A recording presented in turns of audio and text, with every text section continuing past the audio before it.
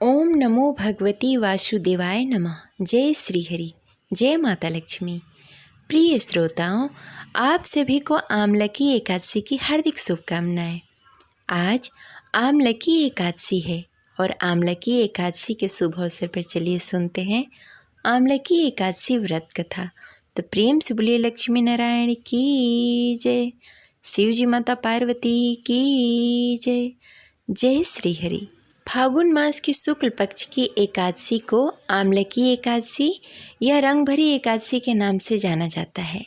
इस दिन जगत के पालनहार भगवान विष्णु और माता लक्ष्मी की विधि विधान से पूजा की जाती है।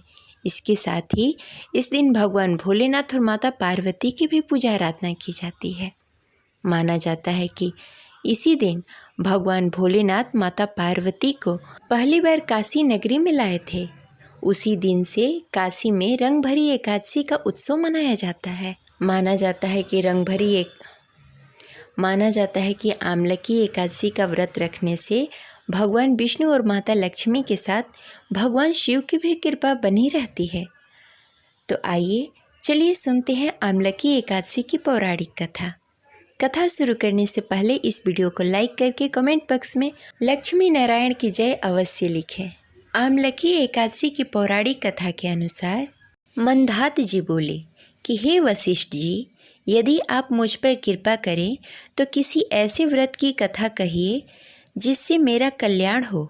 महर्षि वशिष्ठ जी बोले कि हे राजन, सब व्रतों में उत्तम और अंत में मोक्ष देने वाली आमलकी एकादशी का व्रत है। मैं सविस्तार वर्णन करता हूँ, आप ध्यानपूर्वक सुने। यह एकादशी फागुन मास के शुक्ल पक्ष में होती है। इस व्रत को करने से समस्त पाप नष्ट हो जाते हैं। इस व्रत का फल 1000 गौ दान करने के बराबर फल प्राप्त होता है। अब मैं आपसे पौराणिक कथा कहता हूँ, आप ध्यानपूर्वक सुने। एक वैदिश नामक नगर था जिसमें ब्राह्मण, क्षत्रिय, वैश्य, शूद्र चारों वर्ण आनंद पूर्वक रहा करते थे। उस नगर में सदैव वेद ध्वनि गूंजा करती थी तथा पापी, दुराचारी तथा नास्तिक उस नगर में कोई नहीं था। उस नगर में चैत्रथ नामक चंद्रवंशी राजा राज्य करता था। वह अत्यंत विद्वान और धर्मी था। उस नगर में कोई भी व्यक्ति दरिद्र और कंजूस नहीं था।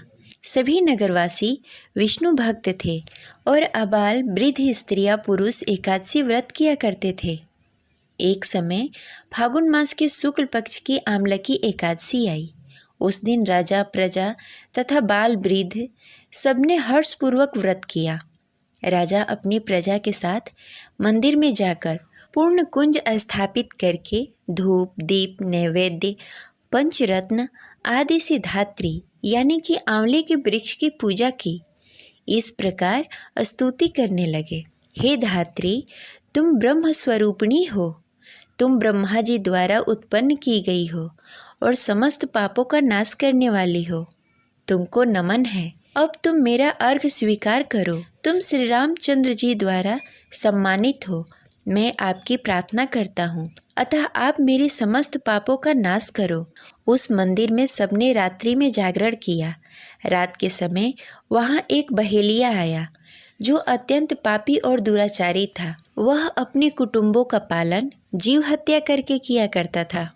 भूख और प्यास से अत्यंत व्याकुल वह बहेलिया इस जागरण को देखने के लिए मंदिर के एक कोने में बैठ गया और विष्णु भगवान तथा एकादशी महात्म्य की कथा सुनने लगा। इस प्रकार अन्य मनुष्यों की भांति उसने भी सारी रात जागरण किया।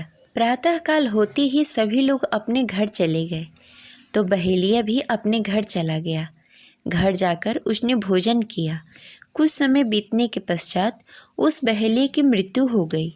मगर उस आमलकी एकादशी व्रत तथा जागरण से उसने राजा विदुरथ के घर में जन्म लिया और उसका नाम वसुरथ रखा गया। युवा होने पर वह चतुरंगी सेना के सहित तथा धन धान्य से युक्त होकर 10,000 गांवों का पालन करने लगा। वह तेज में सूर्य के समान, कांति में चंद्रमा के समान, वीरता में भगवान विष्णु के समान और क्षमा में पृथ्वी के समान था। वह अत्यंत धार्मिक, सत्यवान, कर्मवीर और विष्णु भक्त था। वह प्रजा का समान भाव से पालन किया करता था। दान देना उसका नित्य कर्तव्य था। एक दिन राजा शिकार खेलने के लिए गया। दैव योग से वह मार्ग भूल गया और दिशा ज्ञान न करने के कारण उसी वन में एक वृक्ष के नीचे सो गया। थोड़ी देर बाद पहाड़ी मलेच्छ वहां आ गए और राजा को अकेला देखकर मारो मारो शब्द कहने लगे। राजा की ओर दौड़े। मलेच्छ कहने लगे कि इसी दुष्ट राजा ने हमारी माता पिता, पुत्र पौत्र आदि अनेक संबंधियों को मारा है तथा देश से निकाल दिया है, अतः इसको अवश्य मारना चाहिए। ऐसा कहकर वे मलेच्छ उस राजा को मारने दौड़े और अनेक प्रकार के अस्त्र शस्त्र से उसके ऊपर प्रहार करने लगे। वे सब अस्त्र शस्त्र राजा के शरीर पर गिरते ही नष्ट हो जाते थे और उसका वार पुष्प के समान प्रतीत होता। अब उन मलेच्छों का अस्त्र शस्त्र उल्टा उन्हीं पर प्रहार करने लगे, जिससे वह मूर्छित होकर गिरने लगे। उसी समय राजा के शरीर से एक दिव्य स्त्री उत्पन्न हुई। वह स्त्री अत्यंत सुंदर होते हुए भी उसकी भ्रिकुटित दृष्टि थी। उसकी आंखों से लाल लाल अग्नि निकल रही थी, जिससे वह दूसरे काल के समान प्रतीत हो रही थी। वह स्त्री मलेच्छों को मारने दौड़ी और थोड़ी ही देर में उसने सब मलेच्छों को काल के गाल में पहुंचा दिया। जब राजा सोकर उठा तो उसने मलेच्छों को मरा हुआ देखकर कहा कि इन शत्रुओं को किसने मारा है? इस वन में मेरा और हितैषी कौन है?